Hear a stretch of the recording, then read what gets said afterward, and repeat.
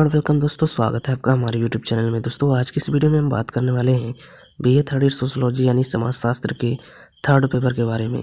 दोस्तों यहाँ पे एक क्वेश्चन है जिसका हम आंसर जानेंगे आज की वीडियो में, जो कि है सामाजिक आंदोलन की मार्क्सवादी दृष्टिकोण का वर्णन कीजिए। तो चलिए वीडियो शुरू करते हैं और देखते हैं सामाजिक आंदोलन की मार्क्सवादी व्याख्या क्या है। यहाँ पे दिया गया है सामाजिक आंदोलन का सिद्धांत मार्क्सवादी और उत्तर मार्क्सवादी विचारों पर आधारित है। यानी कि समाज में जो भी आंदोलन होते हैं वो जो है दो सिद्धांतों पर आधारित हैं। पहला मार्क्सवादी सिद्धांत और उत्तर मार्क्सवादी विचार पर आधारित हैं।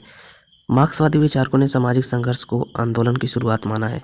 यहाँ पे मार्क्सवादी जो विचारक हैं वो कह रहे हैं कि सामाजिक संघर्ष जो है वही जो है आंदोलन को जन्म देता है। समाज में जब भी संघर्ष होता है किन्हीं दो वर्गों में, तो वहाँ पे जो है आंदोलन होता है। यह जो है मार्क्सवादी विचारों ने माना है। कार्ल मार्क्स का सिद्धांत द्वंद्वात्मक या डाइलेक्ट्रिक कहलाता है। कार्ल मार्क्स का सिद्धांत जो है द्वंद्वात्मक या डाइलेक्ट्रिक कहलाता है। प्रत्येक समाज में द्वंद्वात्मक की स्थिति के परिणाम स्वरूप ही संघर्ष उत्पन्न होता है। यहाँ पे कहा जा रहा है कि जब भी किसी भी समाज में द्वंद्वात्मक की स्थिति आती है तब जो है इसके परिणाम स्वरूप ही जो है दो समुदायों के बीच जो है संघर्ष उत्पन्न होता है, जिससे समाज में विरोध की दशाएं उत्पन्न होती हैं। और जब किसी दो समुदाय के बीच में संघर्ष होता है तो जो है उससे विरोध की दशाएं उत्पन्न होती हैं, विरोध होता है। सर्वप्रथम हमें विरोध को जानना होगा। समाज वैज्ञानिकों ने कुछ बिंदु बताए हैं। यहाँ पे कहा जा रहा है कि पहले हमें विरोध का जानना होगा कि विरोध क्यों होता है। पहले तो हमें पता है कि जब संघर्ष होगा तब विरोध होगा, और जब विरोध होगा तो आंदोलन जो है जन्म लेगा। तो इस प्रकार से जो है मार्क्सवादी सिद्धांत की व्याख्या की जाती है। और यहाँ पे हमें विरोध को जानना है कि विरोध क्या होता है, जिसमें कुछ बिंदु बताए गए हैं। पहला है समाज में समान हितों के आधार पर वर्गों का निर्माण होता है। यहाँ पे कहा जा रहा है कि समाज में जो है समान हितों के आधार पर जो है वर्गों का जो है निर्माण होता है, यानी कि अलग अलग वर्ग के निर्माण होते हैं और जिनके समान हित होते हैं। प्रत्येक समाज का असमान वर्गों में विभाजन होता है। प्रत्येक समाज में जो है असमान वर्गों में विभाजन होता है, यानी कि सभी वर्ग जो है एक समान नहीं होते हैं, असमान होते हैं। समाज में प्रभुत्वशाली वर्ग अपने अधीनस्थ वर्गों का शोषण करता है, यानी कि समाज में जो है जिसके पास ज़्यादा ताकत होती है वह जो है अपने से कम ताकत वाले का जो है शोषण करता है। साधनों की असमानता के कारण शक्ति का वितरण भी असमान होता है।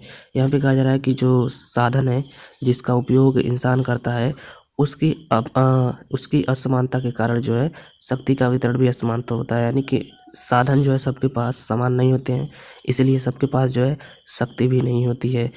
जिसके पास जितना साधन होता है उसके पास उसी अनुसार जो है शक्ति होती है। अगला है शक्तिशाली वर्ग कमज़ोर वर्गों पर अपना प्रभाव स्थापित करना चाहते हैं। यहाँ पे जो है कहा जा रहा है कि जो शक्तिशाली वर्ग होते हैं जिनके पास ज़्यादा शक्ति है वह जो है कमज़ोर वर्गों पर जो है अपना प्रभाव स्थापित करना चाहते हैं। तो इस प्रकार से जो है विरोध को यहाँ पे जो है समाजशास्त्रियों ने जो है कहा है कि समाज में समान हितों के आधार पर वर्गों का निर्माण होता है। प्रत्येक समाज का असमान वर्गों में विभाजन होता है। समाज में प्रभुत्वशाली वर्ग अपने अधीनस्थ वर्गों का शोषण करता है। साधनों की असमानता के कारण जो है शक्ति का वितरण भी असमान होता है।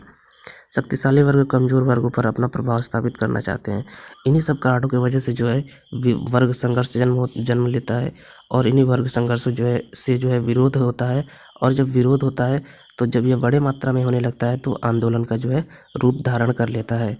मार्क्स कहते हैं कि सामाजिक संबंधों की प्रकृति द्वंद्वात्मक होती है, जिनसे सामाजिक व्यवस्था में संघर्ष उत्पन्न होता है।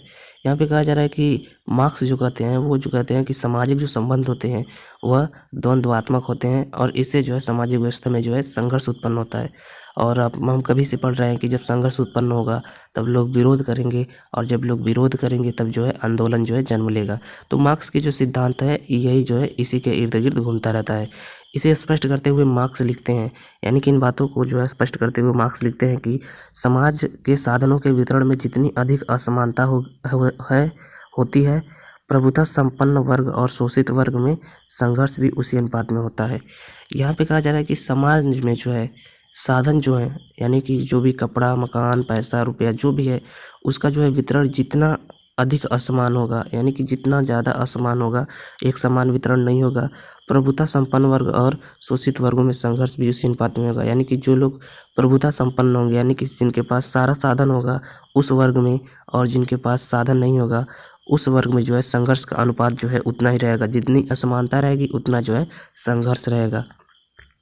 वर्ग की व्याख्या करते हुए मार्क्स लिखते हैं कि वर्ग समान विशेषताओं वाले व्यक्ति का एक समूह मात्र नहीं, बल्कि यह एक ऐसा समूह है जिसके सदस्यों में पारस्परिक जागरूकता पाई जाती है। यानी कि यहाँ पे कहा जा रहा है कि वर्ग जो है, यहाँ पे 2 वर्गों की बात हम लोगों ने कही कि प्रभुता संपन्न वर्ग यानी कि जिसके पास अच्छे खासे साधन उपलब्ध हैं, और एक जो है शोषित वर्ग यानी कि जिसके ऊपर शोषण हो रहा है और उसके पास जो है अच्छे खासे साधन उपलब्ध नहीं है। इसलिए जो है यह जो है प्रभुता संघर्ष और शोषित वर्ग में हमेशा जो है संघर्ष चलता रहता है। तो इसको जो है व्याख्या करते हुए, वर्ग की व्याख्या करते हुए कार्ल मार्क्स कहते हैं कि वर्ग समान विशेषताओं वाले व्यक्तियों का समूह मात्र नहीं है। यानी कि जो वर्ग है उसमें समान विशेषता वाले व्यक्ति ही केवल नहीं रहते हैं, बल्कि यह एक ऐसा समूह है जिसमें सदस्यों की जो है आपस में जो है जागरूकता पाई जाती है। इस जागरूकता को ही मार्क्स ने वर्ग चेतन का नाम दिया। यानी कि इसी जागरूकता को जो है मार्क्स ने जो है उस वर्ग की चेतना को नाम दिया। यानी कि चेतना समझ लीजिए बुद्धि है इस प्रकार की कि उससे लोग सोचते हैं अपने बारे में, अपने वर्ग के बारे में, और दिमाग थोड़ा दौड़ाते हैं। तो यहाँ पे वही कहा जा रहा है कि इसी जागरूकता को जो है मार्क्स ने वर्ग चेतना का नाम दिया। और यहाँ पे कहा जा रहा है कि वर्ग जो है, वर्ग की यही विशेषता नहीं है कि उसमें एक समान के लोग रहते हैं, उसमें जो है पारस्परिक जागरूकता भी पाई जाती है। इसके आगे अब कार्ल मार्क्स कहते हैं कि कार्ल मार्क्स के अनुसार आंदोलन सामाजिक परिवर्तन का ही एक विशेष रूप है। यानी कि आंदोलन जो है जब होता है तो वहाँ पे सामाजिक परिवर्तन ही होता है, यानी कि कुछ न कुछ बदलने के लिए आंदोलन किया जाता है। तो इस प्रकार से हम कह सकते हैं कि सामाजिक परिवर्तन का ही एक विशेष रूप है आंदोलन, तथा इसमें आर्थिक कारकों की भूमिका सबसे अधिक निर्णायक होती है। और यहाँ पे कहा जा रहा है कि इसमें जो आर्थिक कारकों की भूमिका होती है वह जो है अधिक निर्णायक होती है। यानी कि जब भी सामाजिक आंदोलन होते हैं तो उसमें जो पैसे की बात होती है, आर्थिक कारण, यानी आर्थिक कारण में वही सब चीज़ें आती हैं, पैसा आता है और संसाधन आते हैं। इन कारणों की जो है बहुत अधिक भूमिका होती है और ये जो है अधिक निर्णायक होती हैं। यानी कि यह जो है सामाजिक आंदोलन को निर्णय करती हैं कि कैसा आंदोलन खत्म होगा, कैसे चालू हुआ है। मार्क्स ने ऐतिहासिक प्रमाणों से यह स्पष्ट किया कि सामाजिक परिवर्तन का सबसे निर्णायक आधार आर्थिक कारक है। यहाँ पे कहा जा रहा है कि मार्क्स ने जो है ऐतिहासिक प्रमाणों का यूज किया, यानी कि जो भी इतिहास में प्रमाण थे उनका यूज किया और उससे यह स्पष्ट किया कि जो सामाजिक परिवर्तन का सबसे निर्णायक आधार है वो आर्थिक कारक है। यानी कि आर्थिक कारक के आधार पर जो है बहुत ही ज़्यादा निर्णय होते हैं, क्योंकि आर्थिक कारण पर ही ज़्यादातर मनुष्य निर्भर है। क्योंकि जब वो आर्थिक रूप से संपन्न होगा तब जो है उसके पास साधनों की कमी नहीं होगी। मार्क्स के अनुसार आर्थिक कारणों से तात्पर्य उन सभी आर्थिक शक्तियों और उत्पादन की प्रणाली से है जिसके अनुसार व्यक्ति कुछ विशेष प्रकार के संबंधों को विकसित करके एक विशेष ढंग से सोचते और व्यवहार करते हैं। यहाँ पे कहा जा रहा है कि मार्क्स के अनुसार जो है आर्थिक कारकों का तात्पर्य उन चीज़ों से है। यहाँ पे कहा जा रहा है कि उन आर्थिक शक्तियों से जो है और उत्पादन प्रणाली से है, जिसके अनुसार, यानी कि जो भी आर्थिक शक्तियाँ हैं और उत्पादन की प्रणाली हैं उसके अनुसार जो है व्यक्ति कुछ विशेष प्रकार के संबंधों को विकसित करके एक विशेष ढंग से सोचते हैं और व्यवहार करते हैं। यानी कि जो जिनके पास भी आर्थिक शक्तियाँ हैं वह जो है एक विशेष प्रकार के संबंध रखते हैं और विकसित करके उस संबंध को एक विशेष ढंग से सोचते हैं। उसी को जो है मार्क्स ने जो है आर्थिक कारक कहा है और व्यवहार करते हैं। यानी कि उसी विशेष ढंग से सोचते हैं और उसी विशेष ढंग से जो है व्यवहार करते हैं। मार्क्स के अनुसार प्रौद्योगिकी और उत्पादन प्रणाली ही वह आधार है जिसके द्वारा मनुष्य की आवश्यकताएं पूर्ण होती हैं। यहाँ पे कहा जा रहा है कि प्रौद्योगिकी और उत्पादन प्रणाली, यानी कि जिससे वस्तु के उत्पादन होते हैं, और प्रौद्योगिकी के द्वारा ही जो है जीवन का वही आधार है जिसके द्वारा जो है मनुष्य की आवश्यकताओं की पूर्ति होती हैं। यानी कि जो भी आवश्यकताएं पूर्ति करनी है, जो भी साधन चाहिए जिसके वजह से संघर्ष पैदा होता है दो वर्गों के बीच में और उसके बाद आंदोलन का जन्म होता है, उस संघर्ष को ख़त्म करने के लिए जो है प्रौद्योगिकी और उत्पादन प्रणाली ही आधार है। यानी कि उससे जो है जो प्रौद्योगिकी है और उत्पादन प्रणाली है, इससे जो है मनुष्य की आवश्यकताएं पूर्ण होती हैं। अगर इससे मनुष्य की आवश्यकताएं पूर्ण नहीं होती हैं तब जो है संघर्ष उत्पन्न होता है और आंदोलन जन्म लेता है। उत्पादन की इन प्रणालियों में जब भी कभी परिवर्तन होता है तो उत्पादन से संबंधित व्यक्तियों के संबंधों में भी परिवर्तन होने लगता है। यहाँ पे कहा जा रहा है कि जो भी वस्तुएं उत्पादन हो रही हैं, उत्पादित की जा रही हैं, उनकी प्रणालियों में, यानी कि जो प्रणाली चल रही थी उस प्रणाली को बदलकर कोई और प्रणाली लाया जाता है, यानी कि उनमें परिवर्तन होता है, किसी और तरीके से उत्पादन करने की सोची जाती है। तो उत्पादन से संबंधित, यानी उस उत्पादन से जो भी संबंधित व्यक्ति हैं उनके संबंधों में भी जो है परिवर्तन होने लगता है। अर्थात उत्पादन की प्रणाली से एक नई आर्थिक संरचना का निर्माण होने लगता है। यहाँ पे कहा जा रहा है कि इसका अर्थ है कि उत्पादन की प्रणाली से जो है एक नई आर्थिक संरचना का निर्माण होता है जिसे समाज की अधोसंरचना कहा जाता है। यानी कि जो भी उत्पादन की प्रणाली से नई आर्थिक संरचना की निर्माण होगी उसे जो है क्या कहा जाएगा, अधोसंरचना जो है कहा जाएगा। इस अधोसंरचना के अनुसार समाज ही वैधानिक, धार्मिक, राजनीतिक और सामाजिक संरचनाएं एक विशेष रूप में ग्रहण करती है। यानी कि ये जो आर्थिक संरचना है, जिससे जो आर्थिक संरचना से निर्माण हुआ है, इसमें जो है समाज की वैधानिक, धार्मिक, राजनीतिक और सामाजिक संरचनाएं एक विशेष रूप से ग्रहण करती हैं। इस तरह समाज में उत्पादन प्रणाली की प्रक्रिया के द्वारा सामाजिक परिवर्तन होते हैं।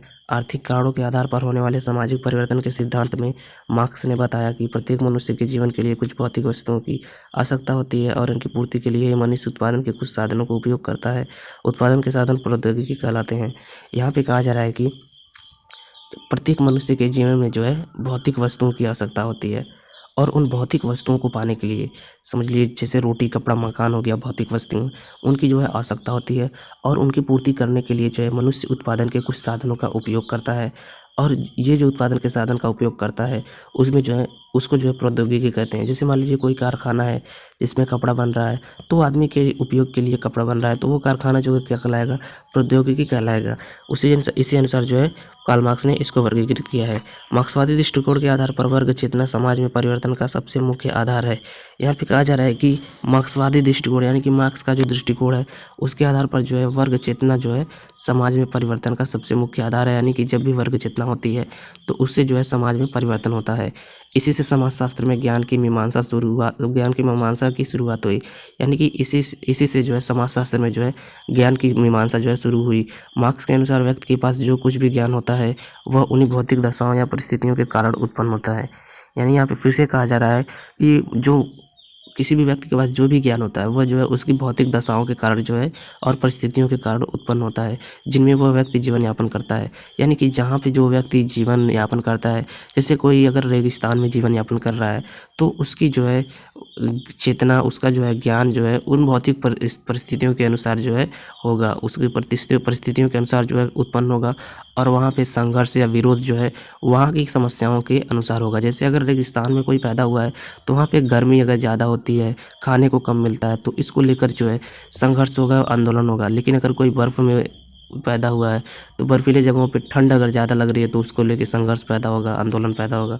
तो यहाँ पे वही कहा जा रहा है कि भौतिक दशाएं और परिस्थितियाँ जो है ज्ञान का जो है आधार होती हैं और इन्हीं के कारण जो है चेतना जो है उत्पन्न होती है, जिनमें वह व्यक्ति जीवन यापन करता है। यानी कि जिनमें जो है वह व्यक्ति जीता है। अर्थात व्यक्ति की सामाजिक चेतना का उदय उसी वर्ग में होता है जिसका वह सदस्य होता है। यानी कि वही बात कही जा रही है कि उसी वर्ग में उसकी चेतना का जो है उदय होगा जिसका वह सदस्य होगा। वर्ग से ही उसके सदस्यों की जीवन पद्धति और वैचारिक निर्धारित होती है। यानी कि जिस वर्ग में वो रहता है उसी से उसकी जीवन पद्धति और उसके उसके विचार निर्धारित होते हैं। इसलिए मार्क्स ने कहा कि समाज में जो व्यक्ति सदा में होता है उसी के पास अधिकार और शक्ति होती है और इसी के आधार पर वर्गों में प्रतिरोध का जन्म होता है, जो बाद में आंदोलन के रूप में बदलकर कालांतर में संघर्ष का रूप ले लेता है।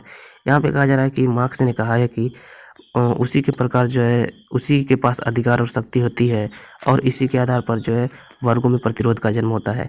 यानी कि जिनके पास जो है चेतना होती है, जो किसी वर्ग में होते हैं, उनके पास अधिकार और शक्ति होती है और इसी आधार पर जो है वर्गों में प्रतिरोध का जन्म होता है। यानी कि जिनके पास शक्तियाँ होती हैं कम या ज़्यादा होती हैं, जिनके पास कम होती है वो ज़्यादा करने के लिए अपनी शक्तियाँ संघर्ष करता है और जिनके पास ज़्यादा होती हैं और वो और ज़्यादा करने के लिए अपनी संघर्ष करता है और इन्हीं संघर्ष से जो है आंदोलन पैदा होता है। यानी कि आंदोलन बनता है और यही कालांतर में जो है संघर्ष का रूप ले लेता है और यही बाद में जो है संघर्ष का रूप ले लेता है।